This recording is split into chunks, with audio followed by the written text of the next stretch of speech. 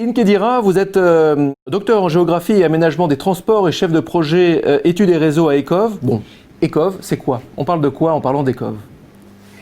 Alors, bonjour. Ecov, c'est une start-up de l'économie sociale et solidaire et notre métier, c'est opérateur de lignes de covoiturage.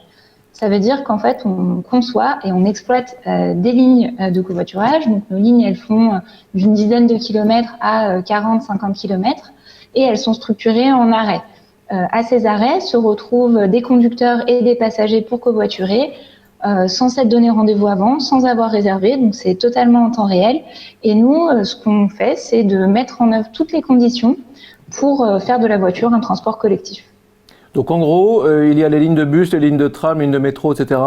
Il y a des lignes de covoiturage, c'est tout à fait possible. Et ça veut dire que pour mettre en place tout ça, il faut beaucoup parler avec les collectivités, forcément, et puis un peu avec tout le monde.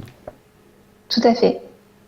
Et ça, c'est vous ne rencontrez pas de difficultés là-dessus? Vous en êtes où de votre déploiement, Ecov?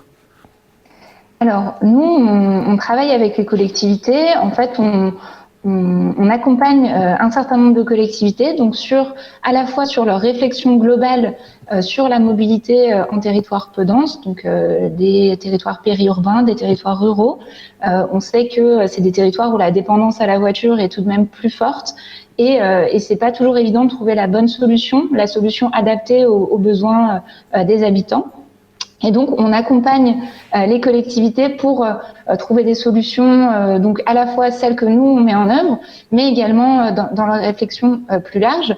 Et donc, nous, on met en œuvre un certain nombre de solutions, donc nos lignes, bien évidemment, et également, on est amené petit à petit à travailler sur des solutions de premier, dernier kilomètre pour accéder à nos lignes, donc du vélo par exemple ou des trottinettes. Et on accompagne aussi les collectivités sur des démarches de mise en place de structures de transport solidaire. Et donc, on en est où de notre développement? Ça fonctionne plutôt bien. On a de plus en plus de collectivités qui sont intéressées par les solutions qu'on propose. Donc nous, notre cœur de métier, c'est l'expérimentation de lignes de covoiturage. Et on vient encore d'ouvrir 2 réseaux, autour de Grenoble, dans le Voironnais, dans le Grésivaudan et dans la plaine de l'Ain. Donc on peut penser que les normes de distanciation sociale, les gestes barrières, etc., ça pouvait être un frein finalement à la pratique du covoiturage.